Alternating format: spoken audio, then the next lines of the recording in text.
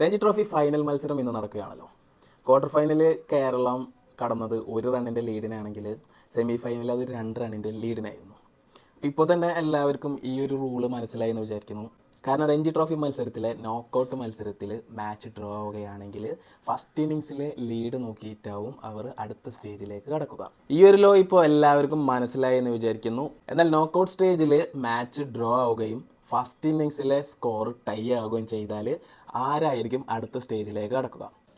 BCCയുടെ playing conditions law നോക്കുകയാണെങ്കിൽ ഇങ്ങനെ match draw ആവുകയും അതേപോലെ തന്നെ റൺസ് ടൈ ആവുകയും ചെയ്താൽ, ഉദാഹരണത്തിന് പറയുകയാണെങ്കിൽ കേരളം ഫസ്റ്റ് ഇന്നിങ്സിൽ 300 അടിച്ചു, അതേപോലെ തന്നെ വിദർഭയും ഫസ്റ്റ് ഇന്നിങ്സിൽ 300 റൺസ് അടിച്ചുള്ളൂ എന്ന് വെച്ചാൽ രണ്ട് സ്കോറും ടൈ ആണ്. അപ്പോൾ ആരായിരിക്കും അടുത്ത സ്റ്റേജിലേക്ക് കടക്കുക എന്ന് വെച്ചാൽ BCCയുടെ പ്ലേയിങ് കണ്ടീഷൻസ് ലോ നോക്കുകയാണെങ്കിൽ ഫസ്റ്റ് സ്റ്റേജിൽ, അതായത് എ പൂളിൽ കേരളം ഉണ്ടെന്ന് വിചാരിക്കുക, ബി പൂളിൽ വിദർഭ ഉണ്ടെന്ന് വിചാരിക്കുക. എ പൂളിൽ കേരളം നേടിയ പോയിന്റ് 15 ആണെങ്കിൽ വിദർഭ ബി പൂളിൽ അതൊരു 20 പോയിന്റ് നേടി, അല്ലെങ്കിൽ 15ന് മേലെ സ്കോർ നേടിക്കഴിഞ്ഞാൽ ഫസ്റ്റ് ലീഗ് ഘട്ടങ്ങളിൽ ആരാണോ കൂടുതൽ പോയിന്റ് നേടിയത് അവരായിരിക്കും അടുത്ത സ്റ്റേജിലേക്ക് കടക്കുക. നിങ്ങൾക്ക് ഈ ലോ മനസ്സിലായെന്ന് വിചാരിക്കുന്നു. എന്തെങ്കിലും ഡൗട്ട് ഉണ്ടെങ്കിൽ താഴെ കമൻറ്റ് ചെയ്യുക, ചാനൽ സബ്സ്ക്രൈബ് ചെയ്യുക. അടുത്ത വീഡിയോ കാണുന്നവരെ ബൈ.